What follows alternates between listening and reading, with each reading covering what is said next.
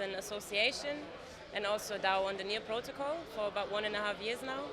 And we work with artists, so we're outside of the tech IT background, let's say, and we actually work with onboarding artists, like visual artists, musicians. We run residencies, metaverse streams, and we always try to combine that with the physical world, the tools that we have. It seems pretty difficult to combine anything physical with Web3 because it feels so imaginary. How have y'all been achieving that? Usually we try to do it as if it would be a normal thing. So like if someone is getting booked to play a gig, if someone is getting booked to do artwork, a design or something like that, we're just saying that the payment is done in crypto.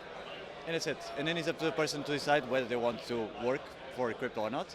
And if the person is open to do it, we just do the onboarding session. We kind of guide through all the processes, like what's the Astro DAO, like how to get your payment, how to convert it into NEAR, to get it out of the ecosystem so you can convert it to euros. We do all of that kind of onboarding process. And I think where we actually do the real catch is by just using it for normal stuff. Like a physical use case, so we have the NFT redeemables, for example, which I think from an artist's perspective, it's something that is it makes sense, it's very tangible. Like people buy an NFT for a t-shirt, for your CD, and redeem it, and they receive the royalty splits directly.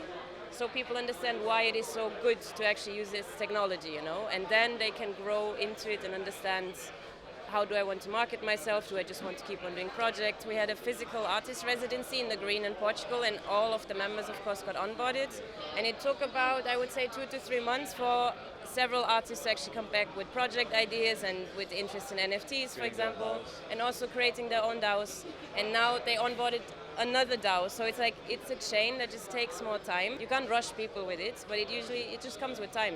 We cannot predict who actually is going to interact with the ecosystem after we onboard people, but a lot of times, like once that first step is taken of realizing it's not a scam, there are much more facilities and easiness of then exploring all the rest. Like, okay, what is a DAO? What is an exchange? What is ref finance? The fact that we didn't enter this space with an IT background, but mainly with curiosity. It was a lot to learn in the beginning, not just like the proposals and stuff and how does Astro work or DeFi, all of that. So I think having that human level on everything, I think makes it a bit easier. If you're not a tech person, that's going to be scary.